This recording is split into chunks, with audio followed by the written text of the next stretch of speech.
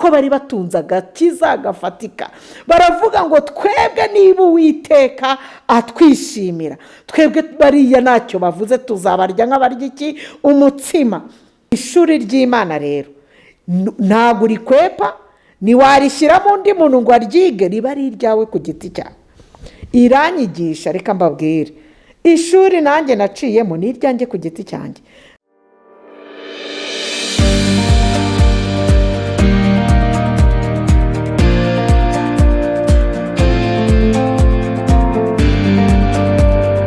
Amazina yanjye nitwa Vumiliya Alice, ndi umudamu, ariko nanjye ndumva navuga ijambo ry'Imana muri uyu mwanya. Mbere yo kuvuga ijambo ry'Imana turabanza twiyegereza Imana.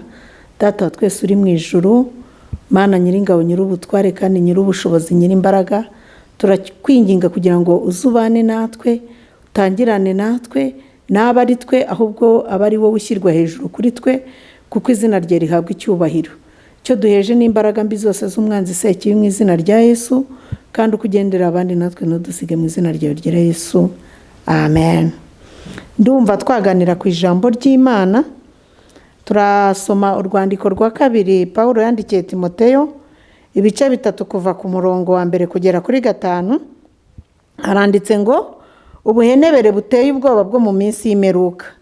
Umenye yuko mu minsi y'imperuka hazaza ibihe birushya, kuko abantu bazaba bikunda, bakunda imiya, birarira, bibona batukana, batumvira ababyeyi babo, indashima, batarabera, badakundana babo, batuzura babeshyerana, batirinda, bagira urugomo, badakunda ibyiza, bagambana ibyigenge, bikakaza bakunda ibibanezeza aho gukunda Imana, bafite ishusho yo kwera ariko bahakana imbaraga zako. Abameze batyo ujye ubatera umugongo. Turasoma nanone urwandiko Pawulo yandikiye Abefeso, ibice 6 kuva ku murongo wa 10 kugera ku murongo wa 18. Dusome mu izina rya Yesu.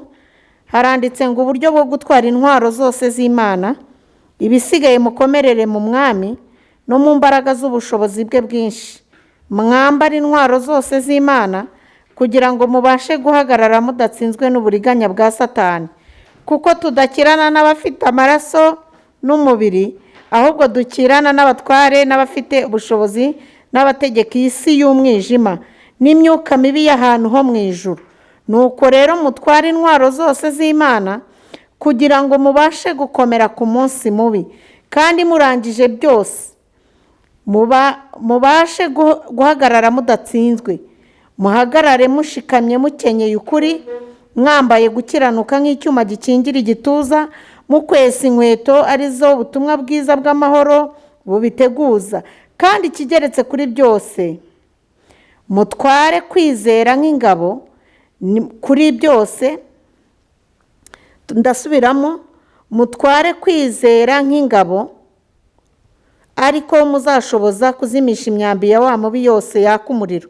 Mwakire agakiza k'ab'ingofero, mwakire n'inkota y'umwuka ariyo jambo ry'Imana, musengeshe umwuka iteka mu buryo bwose bwo gusenga no kwinginga, kandi ku bw'ibyo mugumye rwose kuba maso musabira abera bose, amen. Turasoma Abafilipi, urwandiko Pawulo yandikiye Abafilipi, igice cya mbere kuva kuri 3 kugera ku murongo wa 6. Haranditse ngo, nshima Imana yanjye iteka uko mbibutse, kandi uko mbasabiye mwese iteka ryose, mbasabira nezerewe, kuko mwafatanyije nanjye umurimo wo kwamamaza ubutumwa bwiza, muhereye ku munsi wa mbere mukageza n'ubu. Icyo nzi neza rwose nashidikanya, ni uko yatangiye umurimo mwiza muri mwe izawurangiza rwose kugeza ku munsi wa Yesu Kristo, amen. Turaherukira rero mu isezerano rya kera, turajya muri Ezekiyeli ibice 9, turahera ku murongo wa mbere tugere kuri 6. Haranditse ngo, abantu b'Imana bashyirwa ikimenyetso hehe? Mu ruhanga. Maze arangurura mu matwi yanjye n'ijwi rirenga ati, abahawe gutwara umurwa nimubigize hafi, umuntu wese afite intwaro yicana mu kuboko kwe. Nuko mbona abantu 6 baturutse mu nzira y'irembo ryo haruguru ryerekeye ikasikasi, umuntu wese afite intwaro yicana mu kuboko kwe. Kandi mbona undi muri bo yari yambaye imyambaro y'ibitare, afite ihembe ririmo wino ku itako rye.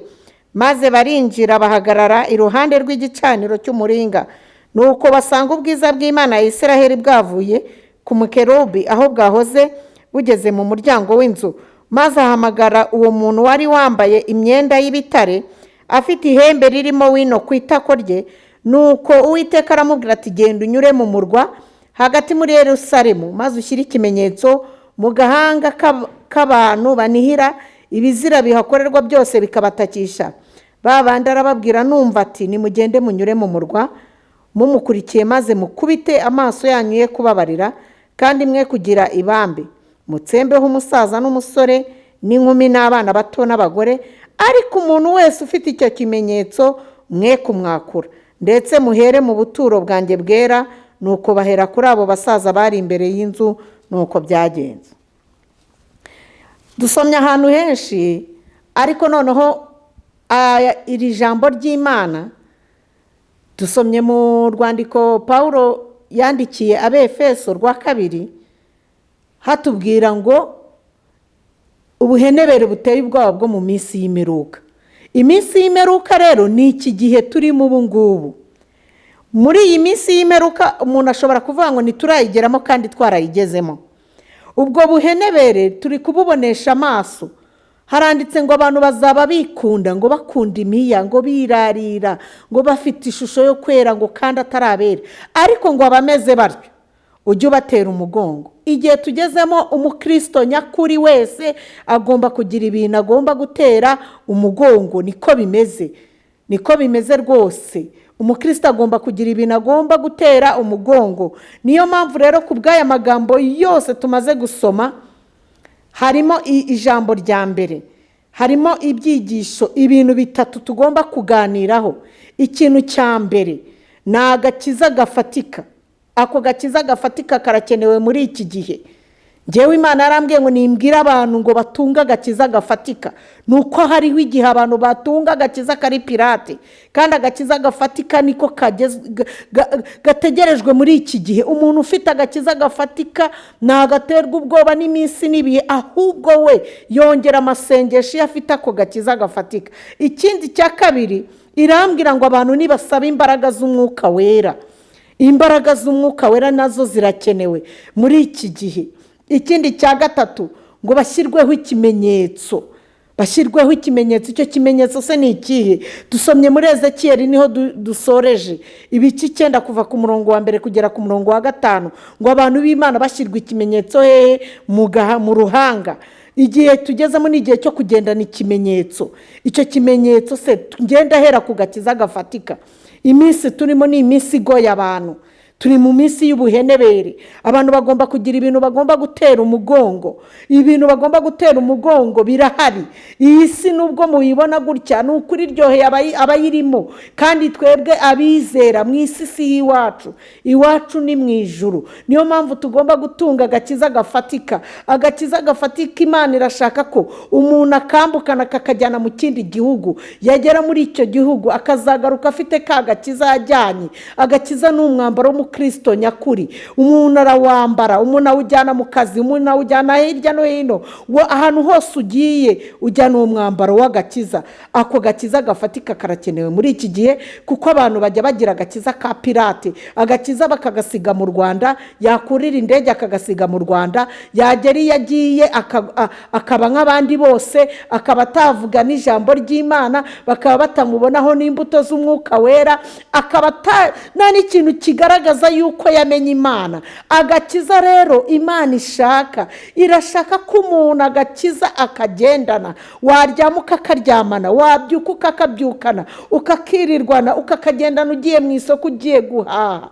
Wajya mu kazi ukicara mu kazi ufite ako gakiza gafatika, kuko agakiza gafatika karakenewe muri iki gihe. Ni umwambaro utajya kugura mu isoko, ni umwambaro ukomeye utahabwa n'imiryango, ni umwambaro n'inshuti itagutiza agakiza ni agakiza ni ak'umuntu ku giti cye, kandi agakiza ni ikinege. buri muntu wese rero afata agakiza yahawe muri iki gihe agafate nk'umwambaro ukomeye, areke kugatesha agaciro kuko agakiza karakomeye. noneho rero tugera kuri iri ijambo ry'imbaraga. abantu bakeneye imbaraga z'umwuka wera. nuko hari igihe abantu rero bubatse ku mbaraga z'ibiryo. ibi biryo turya bigira imbaraga nabyo burya. iyo utegekwa n'ibiryo, ibiryo biragutegeka, byamara kugutegeka ugatesha agaciro imbaraga z'umwuka wera. imbaraga z'umwuka wera umuntu arazigumana. tufite abantu bagiye batubanziriza kandi bari bafite izo mbaraga z'umwuka wera, bari bazibitseho, bari bafite ako gakiza gafatika. umuntu namara gutunga ako gakiza gafatika ashyireho n'imbaraga z'umwuka wera, kuko imbaraga z'umwuka wera zirakenewe muri iki gihe. ibyo bintu rero nabyo birakenewe. iyo umuntu amaze gutunga ako gakiza gafatika akagerekaho imbaraga z'umwuka wera, agashyirwaho no gushyirwaho ikimenyetso. icyo kimenyetso ni ikimenyetso cy'amaraso ya Yesu. buriya Kalebu na Yosuwa ni abantu bagiye gutata igihugu. bajya gutata igihugu ari abantu 12, bari abagabo 12 bamaze kujya gutata igihugu. icyo gihugu ni ikihe? ni igihugu cy'i Kanani. bagezeyo abantu 10 bazana inkuru z'incamugongo, ariko Kalebu na Yosuwa bazana ijambo rikomeza ubwoko bw'Imana. ubwo bwoko bw'Imana bw'Abisiraheli baravuga bati ibi bintu koko biragenda gute ko abanyekanani ko bakomeye? abandi baje bavuga ngo abanyakanani ngo n'abagabo barebare, ngo twebwe twabagezemo ngo tubarebye ngo tubana ngo twebwe turi nk'inzige. ariko Yosuwa na Kalebu kuko bari batunze agakiza gafatika, baravuga ngo twebwe niba Uwiteka atwishimira, twebwe bariya ntacyo bavuze, tuzabarya nk'abarya iki? umutsima.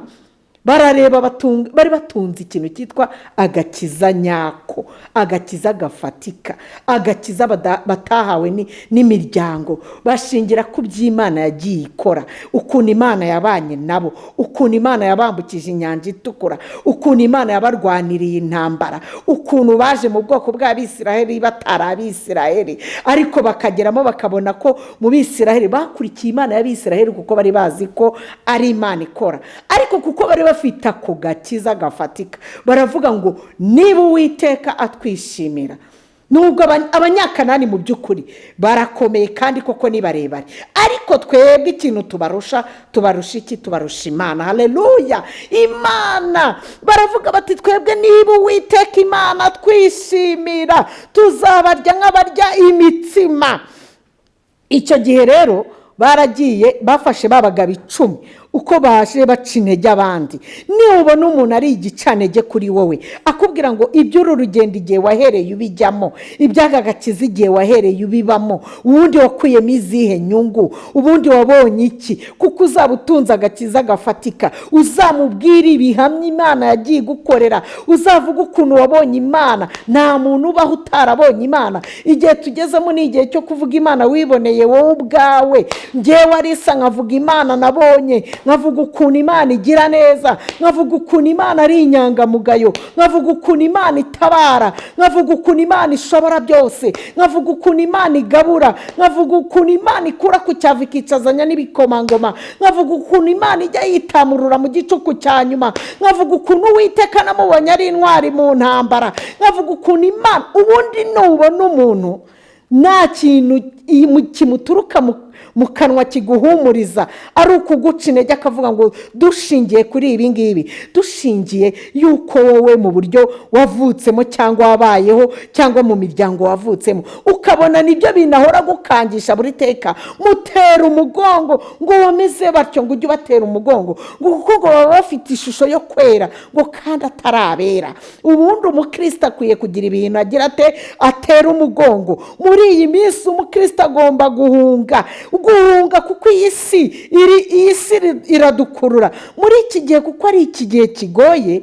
agakiza gafatika, ubu abantu bose bari mu ngo, insengero zirafunze, abantu bari muri guma mu rugo. ariko niba uri guma mu rugo, senga sengera igihugu cyawe, kunda igihugu cyawe, gisengere, vuga yuko Imana ikwiye kuza ikadutabara, ikaturengera, ikadukuraho ibyago n'amakuba, kandi Imana irashoboye. Ukinginga, reka mbabwire, ushobora kutarwara korona wowe uyu munsi, ariko ejo igatwara mwene wanyu, igatwara umuturanyi wawe, igatwara undi muntu wo ku ruhande rwawe.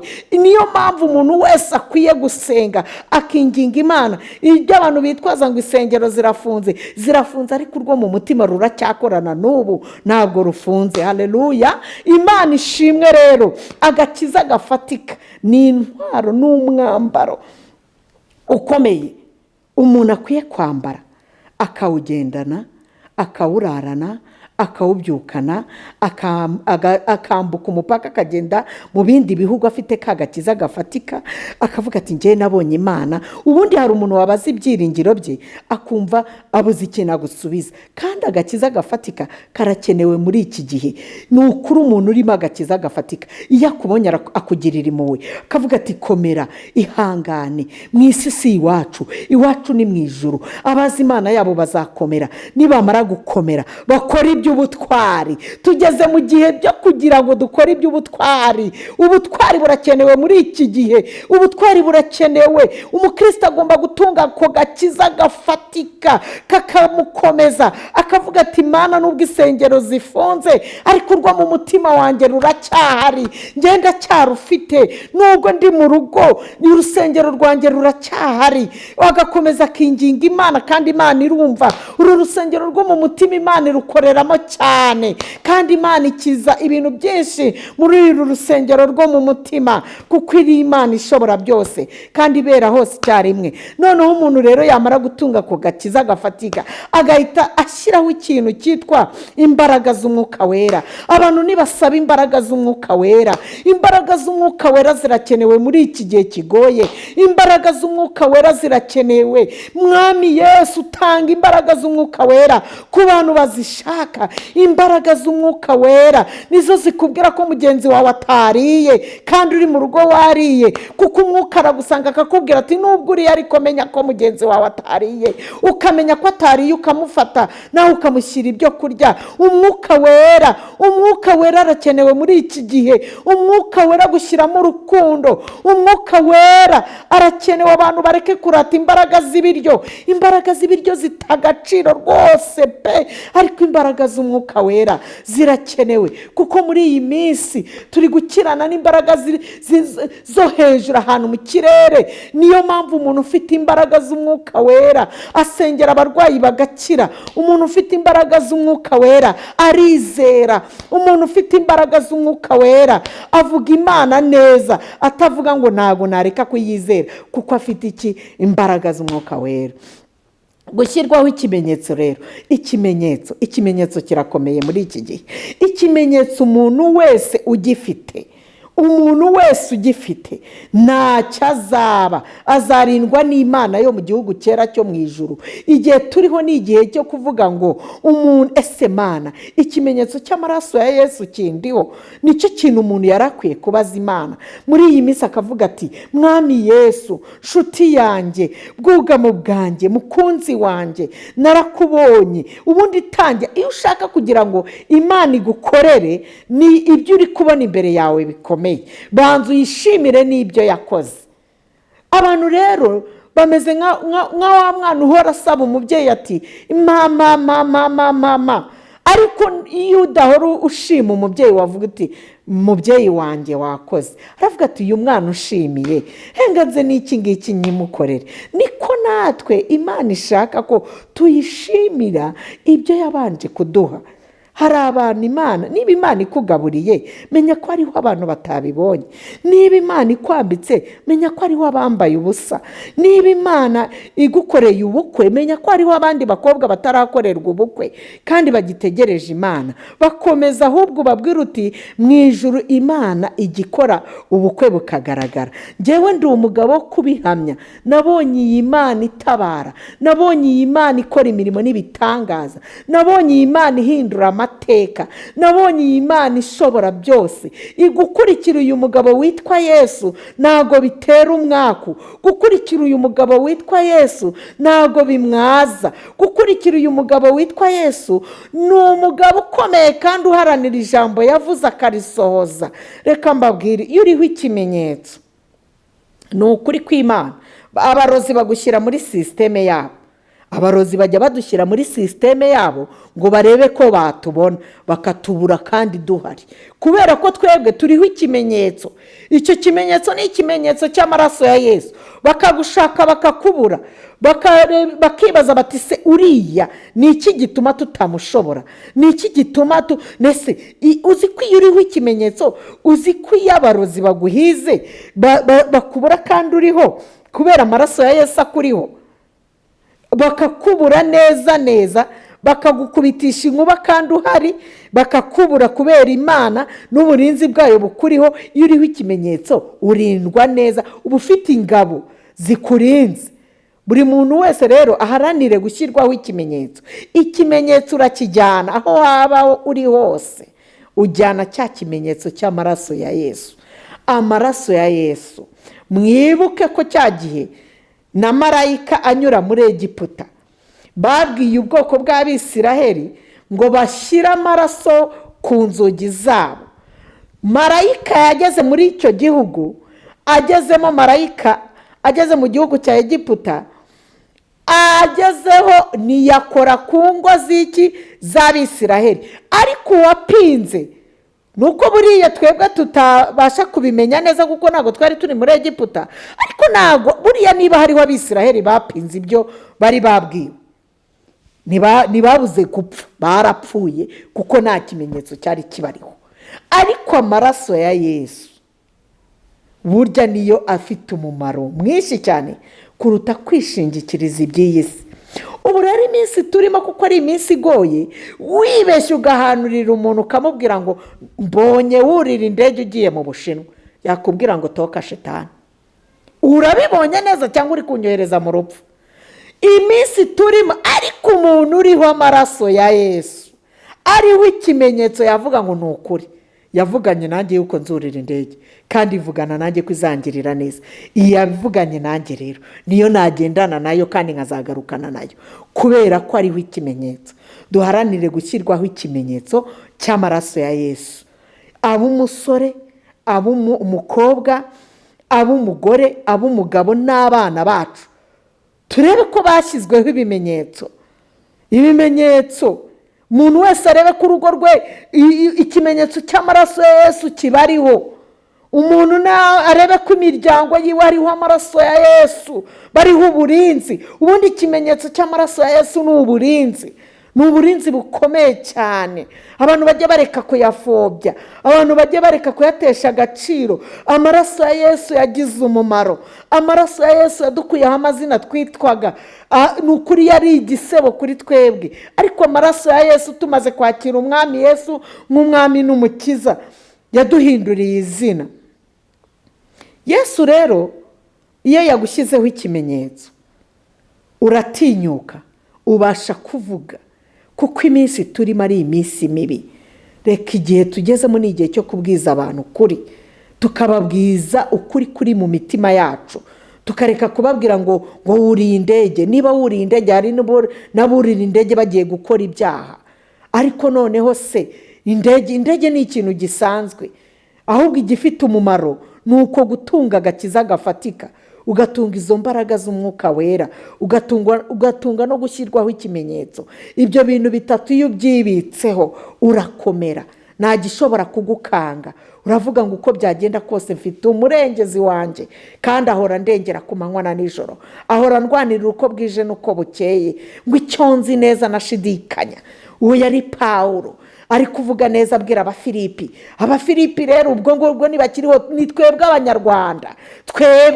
Njyewe ndimo ndabwira Abanyarwanda bagenzi banjye, urukundo dukundana, dukwiye gukundana, dukwiye kumva ko dukwiye gukundana, kuko iminsi turimo ari mibi. Ngo icyo nzi neza nashidikanya, ngo nuko yatangiye umurimo hagati muri twe ari izagira gute, ari izanawusohoza.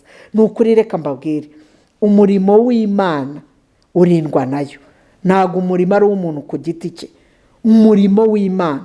Iyo yatangije umurimo muri wowe iranawurangiza, kandi ikawurangiza neza, kuko ari Imana y'inyamaboko, kuko ari Imana yihagije.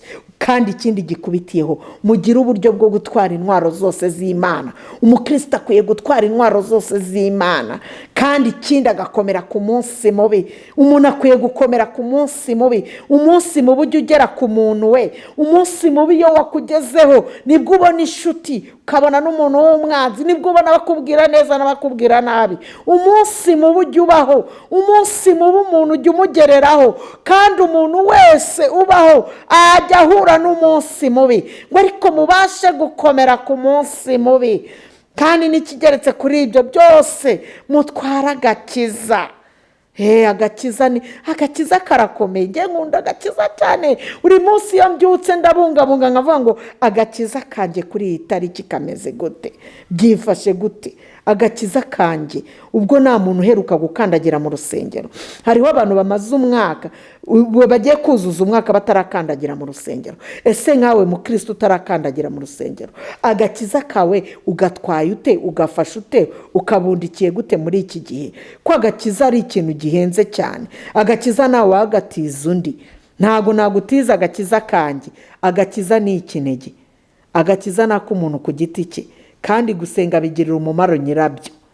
Iyo udasenze rwose ni igihombo cyawe. Ariko niba nsenga ni inyungu zanjye ku giti cyanjye. Buri muntu wese gusenga ni inyungu ziwe ku giti cye. Ntabwo umuntu ugomba kumuforosa ngo senga. Nadasenga ni igihombo kuri cye, nasenga ni inyungu kuri we, kuko gusenga ni inyungu z'umuntu ku giti cye. Imana ishimwe rero yaduhaye agakiza. Umuntu wese akwiye gutwara intwaro zose z'Imana. Uburyo bwo gutwara intwaro zose z'Imana. Ese muri iyi minsi utwaye intwaro z'Imana gute? Ngo ibisigaye mukomerere mu mwami no mu mbaraga z'ubushobozi bwe bwinshi, ngo mwambare intwaro zose z'Imana, ngo kugira ngo mubashe guhagarara mudatsinzwe n'uburiganya bwa Satani. Uburiganya bwa Satani muri iyi minsi burahari. Burahari cyane rwose. Burahari cyane. Umuntu akaza akakubwira ati dushingiye nk'igihe wahereye, wowe watubwira iki Imana yakoze? Mu by'ukuri reka mbabwire, iyi Mana yacu irakora, kandi iyi Mana yacu irigaragaza, kandi iyi Mana yacu ishobora byose, kandi iyi Mana yacu ni Imana y'inyamaboko. Ubanza kuvuga iby'Imana yagiye igukorera. Niba utanabasha no kubyibuka, vuga yuko kuba ugihumeka ari imbaraga z'Imana. Imana igutije umwuka wo kubaho. Ni ukuri Imana ishimwe kandi ishyirwe hejuru. Ngo kuko tudakirana n'abafite amaraso n'umubiri, ngo ahubwo dukirana n'abatware n'abafite ubushobozi n'abategeka iyi si y'umwijima n'imyuka mibi y'ahantu ho mu ijuru. Nuko rero mutware intwaro zose z'Imana kugira ngo mubashe gukomera ku munsi mubi.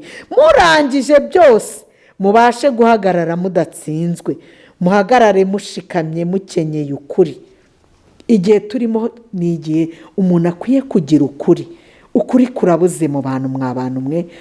Iminsi iragoye. Umuntu ashobora njyewe ikintu gisigaye kinangaza, umuntu akava mu Rwanda yambaye impeta, agasezera no kuri sheri we akamubwira ati sheri wanjye ngiye kwiga.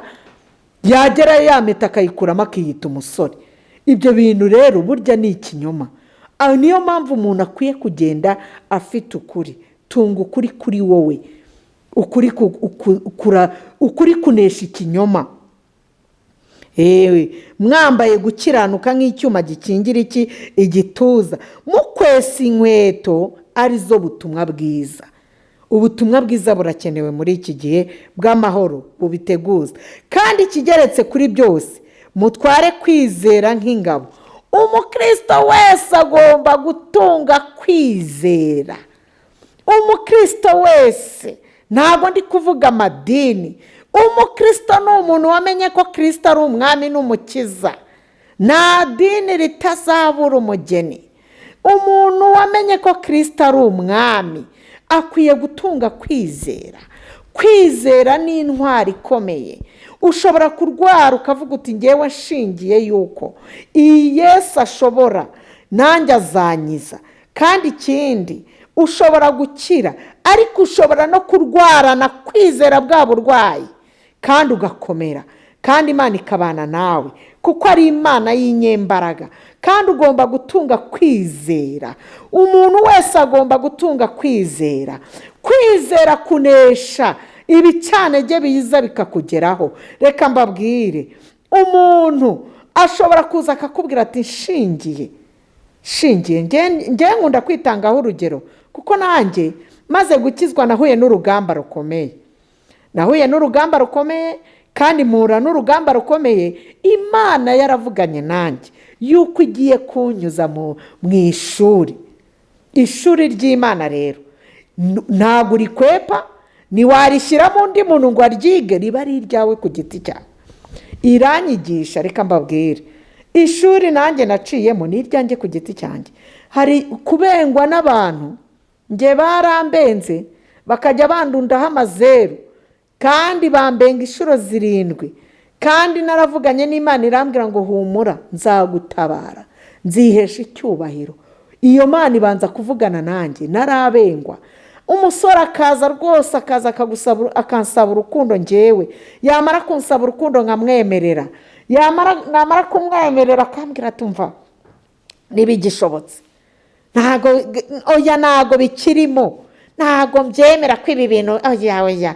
Kandi koko reka nkubwire, uko barushagaho kumbenga, imyaka yarushagaho naho no kuzamuka, nkagenda nkura. Nari nkuze pe, nagendaga nkakura. Yewe reka mbabwire, ishuri ry'ikibengero ni ishuri rikomeye. Usaba Imana ikaguha imbaraga, ikaguha no gukomera. Ishuri ry'ikibengero hariho abo rinesha, akavuga ati igihe nahereye ndashima Imana mu ishuri ry'ikibengero ko ntago nigeze nishingira. Ngewe narabaraga nkavuga ngo uyu mbenze ni nimero 5, kandi buri muntu wese wambengaga yansigiraga akantu k'amateka nazibagirwa muri njye. Ariko noneho nimero 7 ngezeho, nitegura gukora ubukwe, yuko nitegura mbese guhura na nimero yanjye ya 8 ariyo finali. Nimero 7 yambwiye ijambo, arambwira ngo ubundi ngewe bambwiye yuko iyo umukobwa akuze w'umurokore cyangwa wamenye Imana ngo agendere ubuntu. Ndavuga ni se koko nategereje Imana, ubu koko umembye kugendera ubuntu? Sanga ni nimero 7, mujye mwitondera 7, nimero 7, ujye uba amaso kuri 7. Ubu nimero 7 ngenda yizi mu mutima. Iyo umuntu asuye ndavuga ni ngewe nimero 7 yaranyigishije, nibwo namubwiye ni wowe genda. Icyo nzi cyo nuko Imana ifite abantu bayo, kandi uko byagenda nzakora ubukwe, Imana izankorera ubukwe nk'uko yavuganye nanjye ko izankorera ubukwe. Kandi reka mbabwire, niba utarakora ubukwe ihangane ukomere, wihanganira amazina bakwita, ariko uko biri kose Imana iri hejuru y'ibyo byose kandi ibirusha imbaraga. Ndashima Imana rero ko yabanye nanjye kandi ikankomeza, ikangirira neza, ikaba mu ruhande rwanjye, kandi Imana yarahabaye pe, kandi ndayishimiye. Ngo kandi ikigeretse kuri byose mutware kwizera nk'ingabo, ariko muzashobora kuzimisha imyambi ya wa mubi yose yaka umuriro.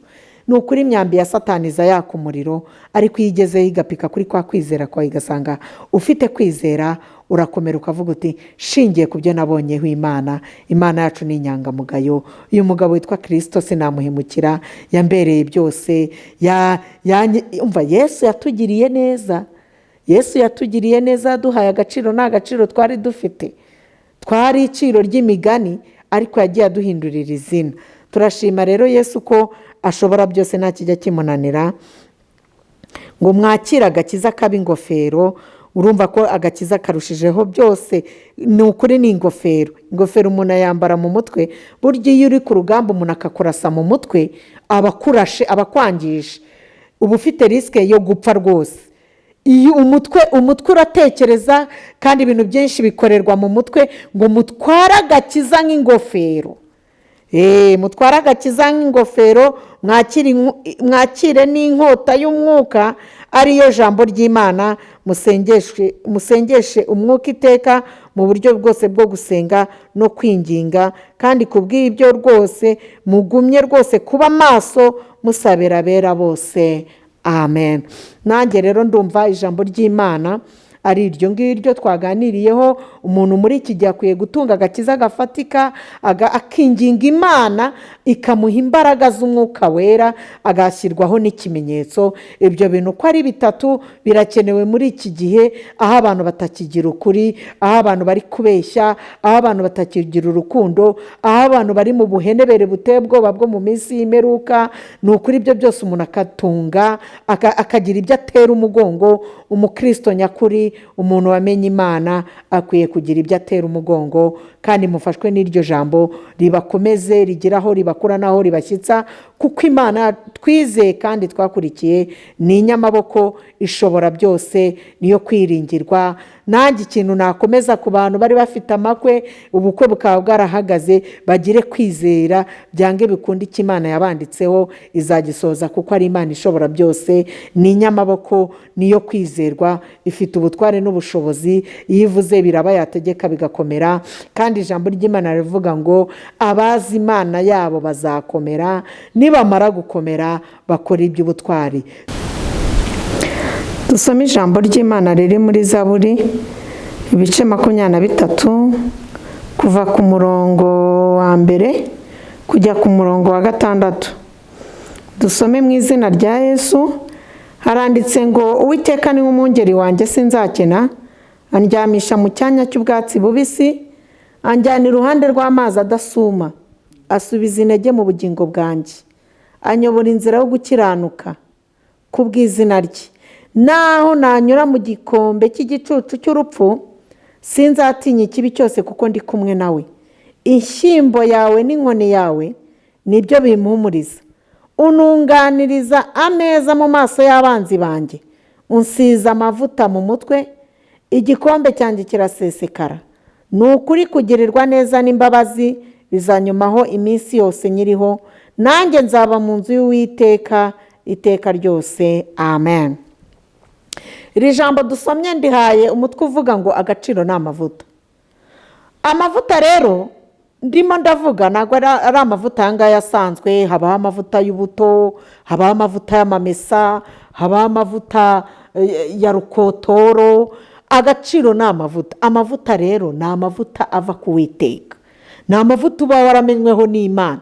Ntabwo Imana iyo igusize amavuta yayo igusiga igice kimwe ikindi ikakireka. Iguha amavuta urayagendana mu bibazo, amavuta ukayagendana mu bigeragezo, amavuta ukayararana, amavuta ukayabyukana, amavuta uyagendana ahantu hose ugiye kugenda. Ntabwo amavuta ari yayandi wisigaho ngo izuba niriva ngo agushireho ngo ugombere kujya gushaka andi yo kwisiga. Agaciro ni amavuta. Amavuta y'Imana. Haleluya. Amavuta y'Imana ntabwo ugomba kuyasabiriza, ntabwo ugomba kuyagura. Amavuta y'Imana yaguhera ubuntu, kuko amavuta y'Imana ni amavuta yawe ku giti cyawe. Ntawaza kuyakunyaga, nta n'uwayagukuraho. Umva, amavuta Imana yaguhaye, amavuta Dawidi yari yibitseho. Ubundi iyi Zaburi haranditse ngo ni Zaburi ya Dawidi.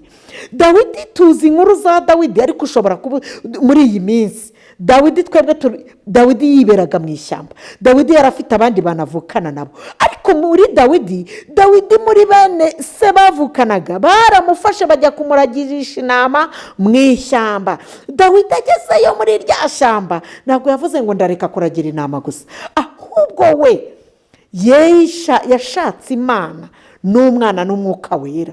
Ashaka Imana, yihata kuvuga ngo Mana, nubwo ndaha muri iri shyamba turi kumwe, nubwo ndaha ahantu turi kumwe, nzi neza yuko unkunda. Atangira kwibuka ineza y'Imana, aravuga ngo shingiye ko Imana iri kumwe nanjye, nzaragiriza inama za data nziragire neza, kandi inyamaswa y'inkazi niza nzayicakira. Burya Dawidi yacakiye intare n'idubu nuko yari afite amavuta. Ntabwo wacakira intare n'idubu dawidi uba udafite amavuta, we amavuta yarayagendanyagendana nayo mu ishyamba. Ayo mavuta rero yari yibitseho, yari afite, niyo yatumye dawidi aba umwami, niyo yatumye yica Goliyati. Kandi Goliyati ari umuntu wamenyereye iki? Urugamba. Dawidi rero areba ukuntu yari asuzuguritse, areba ukuntu urugamba rwari rukomeye, dawidi areba ukuntu yahizwe, dawidi areba n'intambara yahuye nazo. Amaze guhura nazo, arakusanya muri ibyo byose, yandika iyi Zaburi ya 23, arandika ngo Uwiteka niwe mwungeri wanjye, sinzakena. Uwiteka, iyo utunze Imana burya uba uri umukire.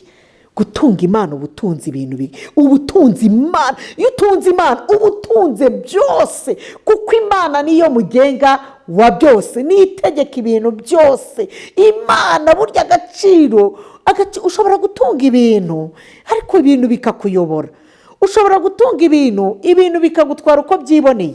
Ushobora gutunga ayo amafaranga akakuyobora, ariko iyo utunze Imana muri wowe urakomera. Niyo mpamvu dawidi yavuze iri jambo, aravuga ngo Uwiteka ni umwungeri wanjye, sinzakena. Ngo andyamisha mu cyanya cy'ubwatsi bubisi. Uzi icyanya cy'ubwatsi bubisi nticyumva izuba? Reka da, ahubwo gihora gitoshye. Andyamisha mu cyanya cy'ubwatsi bubisi. Ngo anjyana iruhande rw'amazi adasuma. Ngo asubize intege hehe? Mu bugingo bwanjye. Anyobora inzira yo kugira gute? Yo gukiranuka kubw'izina rye.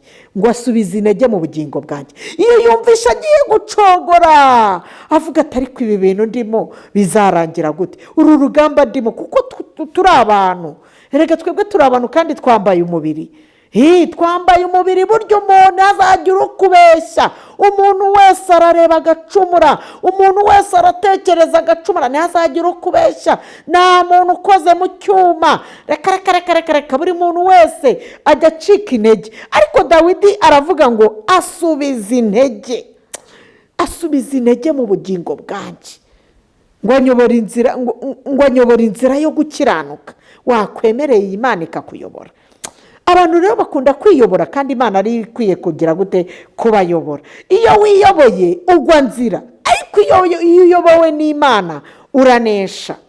Iyo Imana ikuri imbere ikavuga ngo nzakujya imbere ahataringaniye maringanize, niko Imana yabwiraga Kuro, ngo yewe Kuro we, ngo nzakujya imbere n'ahataringaniye maringanize, ngo inzugi z'ibyuma. Numva, reka mbabwire, mureke Imana muyishyire imbere. Ureke gushyira imbere amafaranga, kuko amafaranga atagaciro. Ureke gushyira imbere imiryango, kuko imiryango igihe kijya kigera ikaguhinduka. Kandi ikindi, wishyira imbere bidafite umumaro. Si uko bitadufitiye umumaro, ariko wibishyira imbere cyane ngo Imana uyishyire inyuma. Fata Imana uyishyire imbere, numara kuyishyira imbere izakurwanirira. Kuko Imana ni se w'imfubyi, ni umugabo w'abapfakazi. Ni gute se? Ni gute imfubyi yiga ikabaho, igakura, kandi ikagira ubuzima bwiza, kandi hariho n'abandi bari mu buzima bubi? Ni uko umuntu akwiye gufata Imana akayishyira imbere. Iyo ufashe Imana ukayishyira imbere ntabwo ugwa nzira, kandi iyo ufashe Imana ukayiyoboza inzira ntabwo uyoba. Iyo ufashe Imana ukayishyira imbere irakuneshereza. Iyo ufashe Imana ukayishyira imbere, ibiza bibanza gukubita kuri ya Mana, kuko Imana yacu ntabwo igineshwa. Ariko iyo wowe ufashe ibintu ukabishyira imbere, iyo uhuye n'ibitero n'ibigeragezo byose n'ibiki byose biraza bikagira gute? Bigakubita bya bintu bikava mu nzira, ugatangira ukaneshwa. Ariko iyo Imana uyishyize imbere, isubiza intege mu bugingo bwawe. Wumva ijwi rikubwira ngo komera, uzanesha, humura, uru rugamba si urwawe, uru rugamba ntabwo ari urwawe. Kandi ikindi buriya, ntukajye wumva ko ari wowe ufite ibigeragezo wenyine. Ujye wumva ko hari n'abandi bafite ibigeragezo bigiye bitandukanye. Ibigeragezo bigenda bitandukanye. Uri mu cy'inzara aba ari ntabwo watunga ikigeragezo cy'inzara uzatunga imyenda. Ntabwo watunga imyenda uri mu ikode. Hari ugira ikigeragezo cyo mu ikode. Ibigeragezo bigiye bitandukanye. Hari abangwa n'imiryango, imiryango ikabanga ikanabaca, bakanavuga bati wowe ntabwo twigeze tukumenya, nta nubwo tukuzi. Hari abantu bariho kubera Imana, batariho kubera abantu. Guhura n'umuntu uriho kubera Imana atandukanye n'uriho kubera abantu. Uzasanga wa muntu uriho kubera abantu yirirwa arata imiryango ati mfite marume wanjye umeze utya, mfite masenge wanjye umeze utya, mfite iki n'iki, ariko burya buri muntu wese iyo agiye kuva mu isi ajya muri metero imwe, bamushyira muri metero imwe akagenda wenyine. nawe uragerayo ngo atubwire ati uzi ukuntu bimeze, uzi ukuntu byifashe. Niyo mpamvu buri muntu wese yari akwiye gukunda mugenzi we, kuko ni umukandida w'iki. Twese turi abakandida b'urupfu, twese tuzapfa, ntabwo tuzapfira rimwe.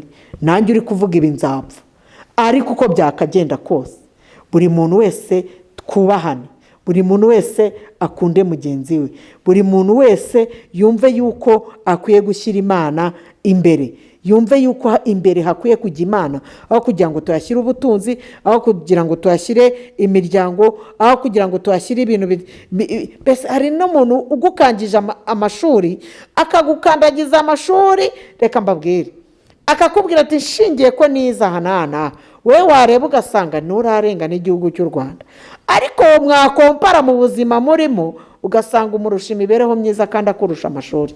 Ubwo rero ni icyerekana, niho aho hantu hagenda hagaragarira za mbaraga z'Imana, ukuntu Imana ikora. Ngo asubize intege mu bugingo bwanjye, ngo anyobore inzira yo gukiranuka, ngo kubw'izina rye. Naho nanyura mu gikombe cy'igicucu cy'urupfu, sinzatinya ikibi cyose, kuko ndi kumwe nawe. Ngo inshyimbo yawe n'inkoni yawe ngo nibyo bimpumuriza. Ubundi umuntu usenga afite ibihumuriza muri iki gihe, kuko abantu bibitseho ibyasezeranijwe. Ubundi rero ngo ese ubundi abayuda babarusha iki? Babarusha muri byose, kuko bibitseho ibyasezeranijwe, bibitseho ibyavuzwe n'Imana. Ngo nunganiriza ameza mu maso y'abanzi banjye. Dawidi buriya yararebye, areba ukuntu yahuye n'urugamba rukomeye. Ise wamubyaye yaramufasha amujyana mu ishyamba, amaze kumujyana mu ishyamba, ageze mu ishyamba ahura n'intare n'idubu, kandi arwana nabyo arabinesha. Mu gihe avuye mu ishyamba aje asanga abakuru be bagiye ku rugamba. Agiye kubareba ku rugamba asanga bafite umugabo witwa Goliyati ubahagaze imbere. Uwo Goliyati yari umugabo wamenyereye urugamba, yari azi kurwana, yumva baramwemeraga, yari umuntu uzi urugamba bien. Ariko Dawidi ajya ku kagezi ngo akuramo amabuye 5. Reka mbabwire, uzitondera umuntu usenga. Umuntu usenga, umuntu wavuganye n'Imana, aba yibitseho ibintu ntabwo bigaragara inyuma, ariko bafite icyo yavuganye n'Imana. Dawidi akurura ibyo yavuganye n'Imana, yibuka ukuntu yishe intare n'idubu, yibuka aravuga atari kuriya muntu umeze kuriya, uriya muntu uhagaze kuriya niwe watumye ubwoko bw'Abisiraheli bushya ubwoba bukajya kwihisha mu myobo. Abantu bazi kwirukankana amakuru burya babaho, bahise bafata ayo makuru bayashyira Sawuli. Baravuga bati hariya hari umuntu uri kuvuga uko yanesha Goliyati. Sawuli amwumvishije, nawe rero atangira kumuhereza imyambaro y'urugamba. Ntukajye ubundi ingendo y'undi iravuna. Dawidi yafashe umwambaro wa Sawuli arawambara ngo kugira ngo ajye ku rugamba, kandi na Sawuli ubwe ntiyari yagiye guhangana na Goliyati, ariko ye aravuga ngo njyewe, abikuramo. Amaze kubikuramo aragenda ahangana na Goliyati. Umwana w'umuhungu aravuga ati njyewe nguteye mu izina ry'Uwiteka Imana ya Isiraheli wagize ute, wasuzuguye. Ibuye rimwe ryaragiye rikubita Goliyati, amuca igihanga. Amaze kumuca igihanga, mujye mureka badusuzugurana Imana, ariko Imana yacu nijya kwigaragaza bazabona ko twasenze Imana by'ukuri, kuko dufite Imana ituye muri twe, ikagendera muri twe, igakorera muri twe, kuko ari Imana y'inyamaboko. Ubundi Imana yacu ukuntu iteye, irareka abantu bagakomeza bakavuga, bamara kuvuga igahita igafata ijambo. Abantu bagira amagambo, ariko Imana igira ijambo. Iyo ifashe ijambo ntawaza kuyambura mikoro. Ubundi Imana irabanza igakura ibintu mu nzira, ibisitaza mu nzira, ibyo byose byabanje kwidogadoga imbere yawe, ibikura mu nzira kugira ngo nikora uzavuga uti njyewe nabonye Imana intabara. Buriya niyo mpamvu abantu benshi batinya ngo gukizwa, ngo iyo abantu bakijijwe ngo baba bakene. Ariko reka mbabwire, ntabwo ariko bose baba bakene. Burya Imana igutegera ku kintu ukunda. Ikintu ukunda irabanza ikavuga ngo kuko Imana ikunda icyubahiro cyayo, iyo ufashe ikintu ukagihereza icyubahiro kurenga Imana bibabaza Imana, ariko iyo ufashe Imana ukayihereza icyubahiro buri teka ikuyobora mu bintu byose, ikakubwira ati genda gahoro, ambuka, ihute, genda gutya. Niyo mpamvu Dawidi rero yagiye agendana n'Imana. Niyo mpamvu yavuze ngo sinzatinya ikibi cyose kuko ndi kumwe nawe, inshyimbo yawe n'inkoni yawe nibyo bimpumuriza, untunganiriza ameza mu maso y'abanzi banjye, unsize amavuta mu mutwe, igikombe cyanjye kigira gute, kirasesekara. Ni ukuri kugirirwa neza n'imbabazi bizanyumaho iminsi yose nyiriho, nanjye nzaba mu nzu y'Uwiteka iteka ryose. Amen. Dawidi abifatira umwanzuro avuga ngo nanjye kuva uyu munsi rero nawe ufate umwanzuro uvuge ngo nanjye Imana nyishyize imbere mu bintu byose, kuko menye ko agaciro ari iki, ari amavuta si rukotoro, amavuta si ubuto, amavuta si yayandi bajya kugura mu marimantasiyo ahenze.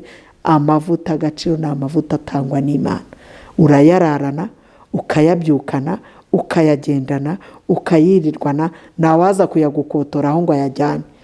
Kandi reka mbabwire, buri muntu wese acunge neza amavuta yiwe, arebe ko amavuta yari afite agikizwa ariyo agifite ubu ngubu, abicunge neza, kuko iminsi turimo amavuta kuyamena biroroshye, ariko kongera kuyayora birakaze, kuko ibyatumenera amavuta birahari ni byinshi, kandi bigusha n'ibigeragezo ni byinshi. Ntabwo byashize n'ubu biracyahari. Dukomeze tugire gute, tubungabunga amavuta dufite, hatagira utumenera amavuta. Buri muntu wese acunga amavuta yiwe, hatagira uyamena, hatagira uyatoba, kuko agaciro ari iki, ari amavuta. N'iryo jambo rero dufatanije kugira ngo tumenye ko agaciro ari iki, ari amavuta. Kandi Imana ikomeze idufashe, ibe mu ruhande rwacu.